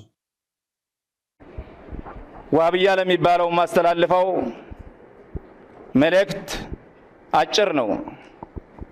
ዛሬ ይዘው የተነሳው አጀንዳ ላንተም አይጠቅምህም፣ ለልጆችህም አይጠቅምህም፣ ለሀገርም አይጠቅምም። ስለዚህ ከዑለማ ጎን ተሰልፈ ዑለማ የሚሰራውን ዑለማ የሚያስተምረውን ተቀብለ የአላህ ባሪያ ለመሆን ወደ አላህ ተመለስ የሚል ጥሪ ማስተላለፍ እወዳለሁኝ። ነገር ግን አልመለስም ካልክ ተራራ ጋር ነውና የምትተላተመው። ወላሂ ላዚም ይቺ ጁንድ ለን ትግለበ ኢላ የውሚል ቂያማ። ይሄ ሰራዊት ወይም ደግሞ ይሄ ስብስብ ይሄ መሻይኽ የሌይል መሻይኽ ነው፣ የተሐጁድ መሻይኽ ነው፣ የዚክር መሻይኽ ነው፣ አይሸነፍም። ስለዚህ መሸነፍ ስለማይቀር ተውበት አድርገህ በእነሱ ስር ልትተዳደር ይገባሃል። እንግዲህ ይሄ የዋሃብያ ግሩፕ ለሙስሊሙ ለአስተዳደሩም ያስቸገረ ነው። ጊዜ ረድቶት ያሸነፈ ቢመስለው ጠንክሩ አባቶቻችን፣ በዛም ያላችሁ በእምነታችሁ ጸልዩ። የምታመልኩት አምላክ ፍርድ ይሰጣል፣ እኛም እንበረታለን። እራሱ ቤተ እምነቱ እንኳን አስቸግሮኛል ያለውን አካል የመንግስት አካል ለምን እንዳዘለው አላውቅም። እና ጊዜ የሰጣችሁ ሀገር ለማስተካከል የተሾማችሁ ሰዎች ነገ እድል ሳያመልጣችሁ ግድ የለም በሂሳባዊ ስሌት እናንተ በምትሰሩት አሁን ያላችሁን እድሜ አስልታችሁ ቀጣይ 20 ዓመት 30 ዓመት ልትሉ ትችሉ ይሆናል ይህን የምታደርጉ ክፉ ሰዎች። እግዚአብሔር ግን የነገ መንገዳችሁ ላይ ቆሟል። ምናልባትም በመኪና አደጋ ሽባ አድርጓችሁ ያኖራችኋል፣ አለያም ገልብጦ ይገላችኋል፣ አለያም መብረቅ አውርዶ ይበላችኋል፣ አለያም ህመም ይዞ ያስተኛችኋል፣ አለያም ጊዜ ጠርቶ ይጠራችኋል፣ አለያም በፖለቲካ ቁማር ተበልታችሁ እኛ ወደ ታሰርንበት ጥልቁ ጉድጓድ ትገባላችሁ፣ አለያም ሌላ ምክንያት አለው። እግዚአብሔር ይችላል፣ ማድረግ ይችላል። ትላንት በነበረበት ዛሬ ያለ የለም። ዛሬን ኖሮ ለነገ የሚያስብ እንጂ ነገን የሚደርስበት የለም። ይሄን ሁሉ የሚያደርግ እግዚአብሔር ነው፣ ምንም ጥርጥር የለም። ስለዚህ ነገ ከመጠራታችሁ ከመያዛችሁ ከመከሰስ ከመዋረዳችሁ በፊት የሚያስከብር ስራን ብትሰሩ ብዬ አስባለሁ።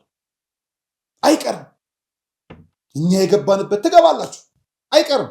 እንዳሳደዳችሁን ትሳደዳላችሁ። ለምን?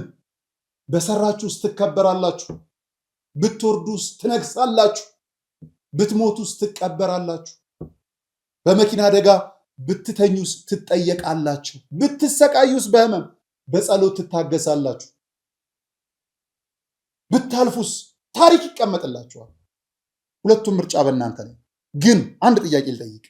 ይሄ ሁሉ ችግር እያለባት ሀገር፣ ይሄ ሁሉ መከራ እያለባት በጸበል አጥምቀን ሰይጣን እናባረራለን የምትሉ ከተማ ሊሞዚን እየነዳችሁ ቤት የገዛችሁ ባህታውያንን ባይ በየጥጋጥጉ ከሀገሪቱ ላይ ሰይጣኑን በጸሎት ለምንድን ነው ማባረር ያቃታችሁ?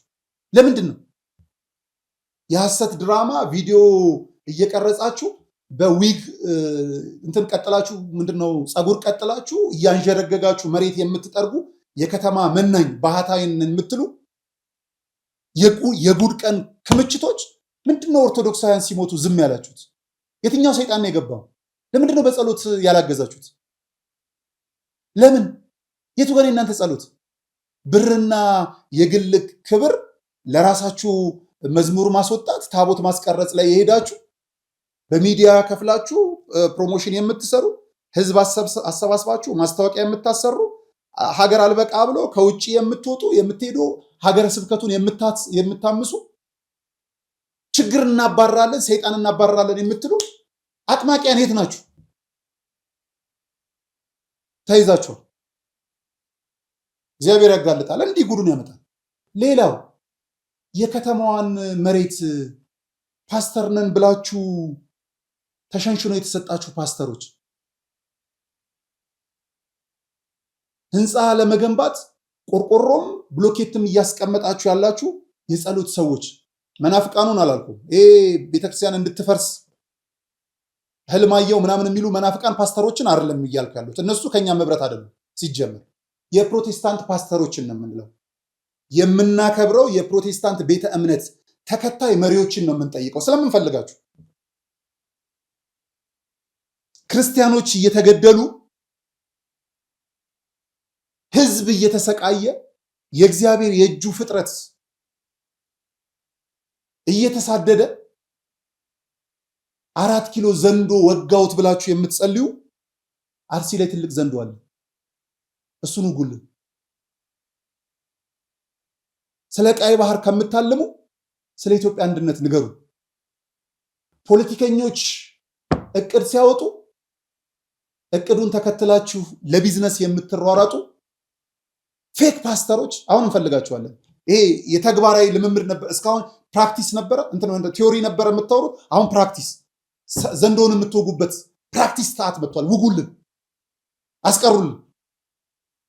ይሄ ቤት የወሰዳችሁ በሙሉ ይሄ ቦታ የሸነሸናችሁ በሙሉ እናንተን እንፈልጋችኋለን። ይሄ ፕራክቲስ ሰዓት መጥቶላችኋል። አርሲ ላይ ዘንዶ አለ። ወደ እንትን ሊሻገር ነው ብለዋል። ወደ ወሎ ሊሻገር ነው ብለዋል ወሃቢያዎች። ውጉልን፣ እዛ እንፈልጋችኋለን። በጣም በሚያሳዝን በሚያስገርም። በዚህ ላይ አንድ ፖለቲከኛ አበባ አካሉ የሚባሉ የረዥም ጊዜ ፖለቲከኛ ሲናገሩ የሰማሁት በጣም ደስ የሚል ነገር ስላለ እሳቸውን ልስማቸው። በማርያም አሰማት። አንድ መልእክት ማስተላለፍ ፈልጋለሁ ከዚህ ከአርሲ ክርስቲያኖች ጭፍጨፋ ጋር ተያዘ። እንግዲህ የኛ 7ኛው አገራዊ ምርጫ ቅስቀሳውና ሁለመናው በጸሎት ጭምር እንዲታገዝ ተደርጓል። ነቢያት ነን፣ ትንቢት እንናገራለን፣ ሐዋርያት ነን የሚሉ የእምነት ሰዎች ትልልቅ የእምነት ተቋማትን ጭምር የሚመሩ የኢትዮጵያ አብያተ ክርስቲያናት ህብረት፣ የሃይማኖት ጉባኤ ቶታሊ ለምርጫው እንጸልያለን ተብሎ ሁሉ አታሞስ ይደረጋል። ነቢያቶቹም ደግሞ እግዚአብሔር ይለያቸው፣ ሐሰተኛ ነቢያት ሆኑ እውነተኛ ነቢያት። መጽሐፍ ቅዱስ ውስጥ ይነግረናል ስለ ሐሰተኛ ነቢያትና ስለ እውነተኛ ነቢያት። ይሁኑ አናቅም። እንዲያውም አንዳንድ ነቢያት ጠቅላይ ሚኒስትር አብይ ይህንን ምርጫ ያሸንፋሉ፣ የሚቀጥለውንም ምርጫ ያሸንፉና 8ኛውን አገር ይመራሉ ሲሉን የነበሩ ሲጸልዩ የነበሩ ወገኖች ከአርሲ ጭፍጨፋ ጋር በተያያዘ ምን ነው ድምጻቸው ጠፋ? ለምን አርሲ ላይ ለተገደሉ ምዕመናን ለምን አይጸልዩ? ለምንድን ነው እሱ ያላወገዙት? የእምነት ሰዎች ናቸው። ዚያር ክርስቲያን እኮ ኦርቶዶክስም ክርስቲያን ነው፣ ፕሮቴስታንቱም ክርስቲያን እኮ ነው። የያዙት እኮ አንድ መጽሐፍ ነው። ዶክትሪን ነው የሚለያዩት፣ ቅድም ነው ቀኖናውን የሚለያዩ ዜን ክርስቶስ ኢየሱስ የእነሱ ፒላር ነው። የእስልምና ወገኖቻችን እነ ሐውለት አህመድን የመሳሰሉ ሪሊ የዚህ ዘመን አይከን የሆነች ልጅ ምንወዳት እነ አህመዲን ጀበል እነ ኡስታዝ ያሲን በዚህ ደረጃ ሲያወግዙት የታሉ እነኚህ ሐዋርያትን ብሎ ሲጸልዩ የነበሩት ለምርጫው? ይሄ ምርጫ ከሰው ልጅ ህይወት ይበልጣል እንዴ? ከ10ቱ ትእዛዛት እኮ አንዱ እኮ አትግደል የሚል ነው። ከዚህ አንጻር ይሄ አያኗኑርም፣ ህዝብን አያቀባብርምና ሁላችንም የየራሳችንን እምነት አክብረን ሌላው ላይ ጉዳት ሲደርስ ግን ማን ከላከል ከሆነ የጥላቻ እንትናችን እየሰፋ ይመጣና የሚቀጥለው ትውልድ ቶታሊ በሃይማኖት ጭምር እንዳይነጋገር እናደርገዋለን፣ እንዳይቀባበር እናደርገዋለን። ይሄን ደግሞ ፈጣሪ ነው። ይሄ ነው ነገሩ። በጣም በሚያስገርምና በሚያስደንቅ መልኩ አሁን ይህንን ካያችሁ በኋላ ወደ መጨረሻው ቪዲዮ ልምጣ። እንደራጅ ለምትሉ ኦርቶዶክሳውያን አሁንም በድጋሚ ይመጣል። እንደራጅ አይደለም እንዘጋጅ ነው። ቤተክርስቲያን የተደራጀች ነች። እንዘጋጅ በምን? በንስሐ በስጋ ወደሙ። ንስሐችንም ስጋ ወደም የምንቀበለው የሰማዩን መንግስት ለማውረስ ቃሉን ለመፈጸም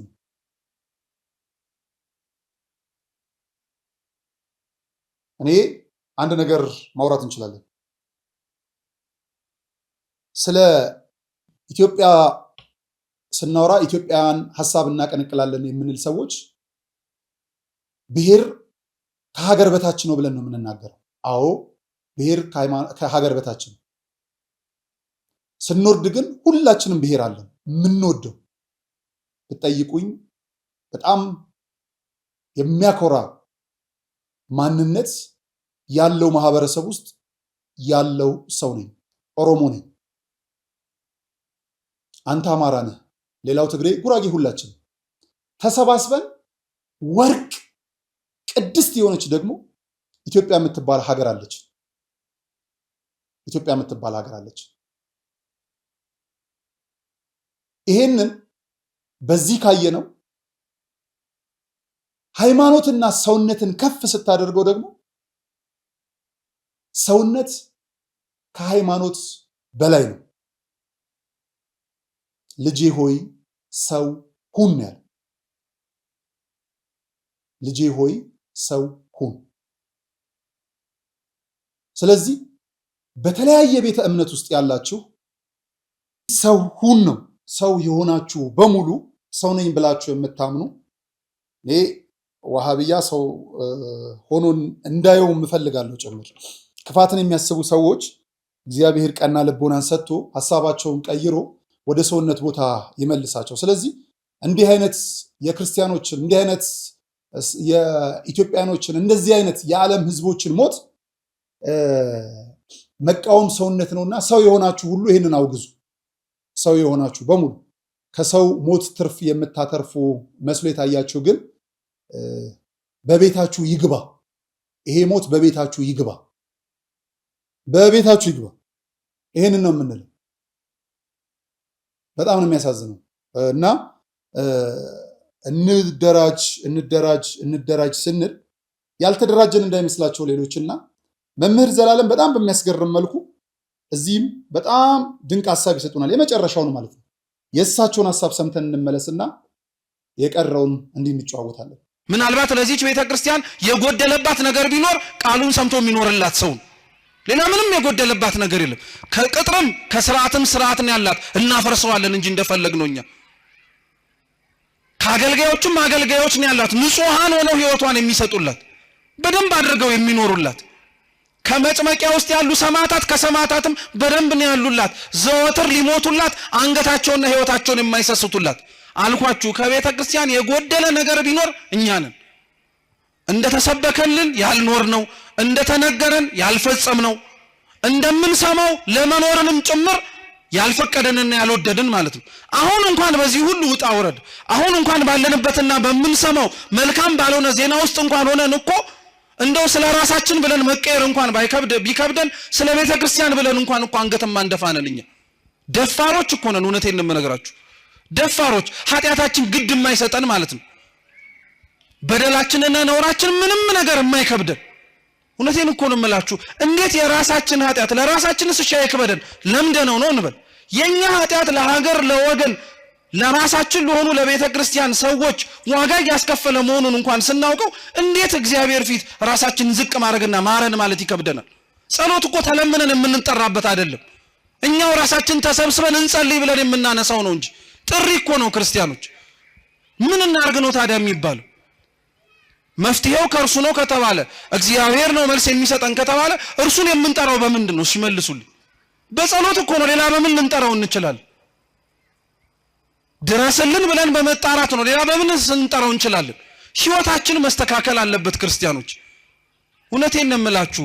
እዚህና እዛ ያለነው ሰዎች ምንም የሚለየን ነገር የለም። እዛ ያሉት ክርስቲያኖች እየሞቱ ያሉት፣ እዛ ያሉት ክርስቲያኖች ዋጋ እየከፈሉ ያሉት የሚያስገድል ምክንያት ኖሯቸው አይደለም።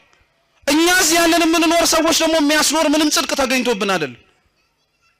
እነሱን የሚያስገድል ምክንያት እኛን የሚያስኖር ምን ነገር አለ? እንደውም ተገላቢጦሽ ቢሆን ነው እንጂ ዚማ ክፋትን ሊያስነሳብን እኛ ራሳችን ላይ አጸፋው ሊመለስብን የሚችል ብዙ ኃጢአት አለብን፣ ብዙ ክፋት አለብን፣ ብዙ ነውር አለብን። እግዚአብሔር የሚያውቀው ከዛም አልፎ እኛው ራሳችን የምናውቀው ማለት ነው። ቦታ ካለየን በቀር ምን የሚለየን ነገር አለ? መስተካከል ካለብን መስተካከል አለብን ክርስቲያኖች። እውነቴን ነው የምላችሁ ሁላችንም። እንግዲህ እኚህ መምህር በእስር ላይ ናቸው የሚገኙት። ጠይቋቸው ኦርቶዶክሳውያን። ማዕከላዊ የተገኙ ዮኒ ሰማዕቱ ልጅም ቀሲስ ዶክተር መዝገቡ ካሳን እኔ በቀደም ሄጄ ስላጣዋቸው ነው ለመጠየቅ ሄጃለሁ። እግዚአብሔር ያግዛቸው። ለነሱ ብርታት ጽናት ለመሆን አንጥርም። ምክንያቱም ብርታትና ጽናቶቻችን ናቸው።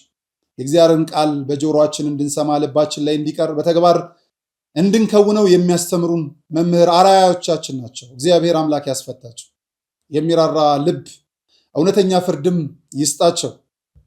እግዚአብሔር አምላክ ከእኛ ጋር ይሁን።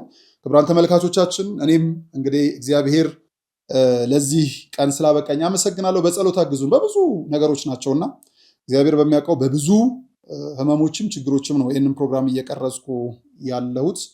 ትልቅ ማስታገሻ ወስጄ ነውና እግዚአብሔር ጨርሶ ይማረኝ። በጸሎት አስቡ። ለሀገራችን ኢትዮጵያ ሰላሟን ይስጣት። እንዲህ ሳወራ የታመንኩ አይመስልም። በጣም ገርሞኛልና እግዚአብሔር አንዳንዴ ደግሞ ብርታት ይሰጣል። በጣም ያስደነግጣል። ሰላሟን ይመልስላት። ለመሪዎቿ ልቡና ይስጥ። የሚፈልጉትን ያህልም ለመግዛት ጊዜ ይስጣቸው። እሱ ችግር የለብንም። የምንፈልገውን ሰላም ይስጡ። ሰው የማይሞትበት፣ ነግደን የምናተርፍበት፣ ተኝተን የምንነሳበት፣ ጸልየን የምንሰማበት ቤተ እምነቶች የማይቃጠሉበት፣ ድሃ ተብሎ በድህነት ደረጃ ወጥቶልን ስም የማንጠራበት፣ እድገት ከፍታን የምናይበት ዓለምን ይስጠን። አባቶቻችን ዝቅ ብለን የምንሳለማቸው ልጆቼ ብለው አሻሽተው ዳብሰው ጠይቀው መክረው የሚለቁን እንጂ የምንፈራቸው አያድርገን። መራቂ ሽማግሌ፣ በቤት የምናያት እናት፣ ቀባሪ ወጣት፣ ተተኪ ሕፃናት አያሳጣን። ፍቅር ሞልቶ የሚፈስበት ከሀገር እርሻ በላይ እውነት የሚሰፋበት ዘመን ያድርግልን። ለፍትህ ሐሰተኛ መርማሪዎች የሚጣደፉበት ሳይሆን ድሃ ተጓደለ፣ ፍርድ ተበደለ ብለን ራሳችን ዜጎች የምንጮህበት ጊዜን ያምጣልን። ሐሰተኛ መርማሪዎች፣ የውሸት ዶሴ መዝጋቢዎች እነሱን ልቦና ይስጥልን። መሳሪያ ስለያዙ ሰው ለመግደል የሚያልሙ፣ ሕግ ለማስከበር የተሾሙ፣ ሰው ለማሳደድ የሚተጉ እነሱን የሚያዝልን። የዘመን ጉልበተኞች፣ በጡንቻ የሚያምኑ የግለሰብ ቅጥረኞችንም እግዚአብሔር በዛው ያዝልን። ወቅት ሰጠኝ ብለው ጊዜ ዞሮልኛል ብለው ሰው ላይ የሚያዞሩ በህይወት በኑሯቸው ገብተው ቤተሰብ የሚያመሰቃቅሉትን ልብ ይስጥልን። ለሰራነው ነገር ክፍያ አለን። ሰው ወር ሰርቶ በ31ኛው ቀን ደሞዝ አለው። ምናልባት 70 ዓመት ኖረን ይሆናል። ከ70 ዓመት በኋላ ደሞዝ አለን። በ70 ዓመት ውስጥ የምንሰራው መልካም ስራ ተጠራቅሞ ብንሞትም እግዚአብሔር መክፈል ይችልበታልና በምድር የሚገባንን መልካም ውለታ፣ መልካም ስም፣ ሐውልት እንዲቀረጽልን፣ ቤተሰብ እንዲከበር፣ ልጆቻቸው እንዲጦሩልን ይደረጋል። ክፋት ስራ ከሰራን ቤተሰቦች እንዲሳደዱ፣ ልጆቻችን እንዲወናበዱ፣ በምድራችንም ታሪክም ስምም እንዳይኖረን ይደረጋል። በሰማይ ደግሞ ታውቁታላችሁ። ስለዚህ በስራችን ውጤት የሚለካ እግዚአብሔር ይምጣ፣ እስኪመጣም ለይቶ ይምታ። ሰላም እግዚአብሔር ከሁላችን ጋር ይሁን። መልካም ጊዜ። የሃይማኖት ጎራ ለማስያዝ ሀገርን እንደዚህ አይነት የዘመን መጨረሻ ታሪ ነጋሪ ያለ ትልቃች ሚዲያ ያለ ሰዎች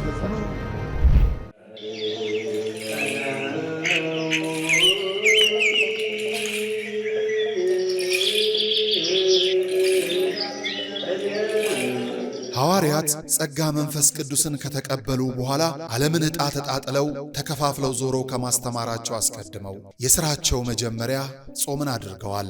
እናም ለሥራችን መጀመሪያ ለሕይወታችን ጉዞ ጾምን አስቀድመን በገዳም ያሉ አባቶቻችንን በማስታወስ በመባ በስጦታችን ምጽዋታችንን እናስከትል። የሞታንሳ ማር ቅዱስ ሚካኤል አንድነት ገዳም የአባቶቻችንን በዓት ልንጨርስ ጥቂት ቀርቶናልና አግዙን። ጾሙን የበረከት ጾም ያድርግልን። አሜን።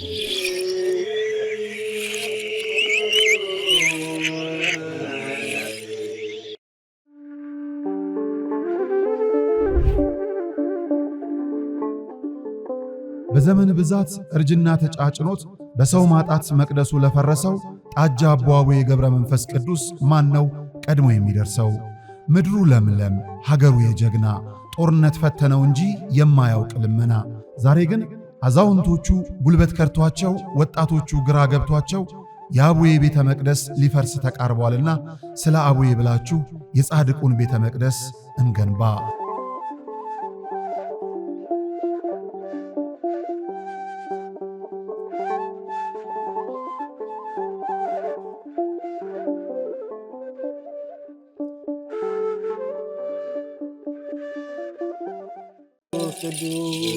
በዚህም እግዚአብሔር አለ።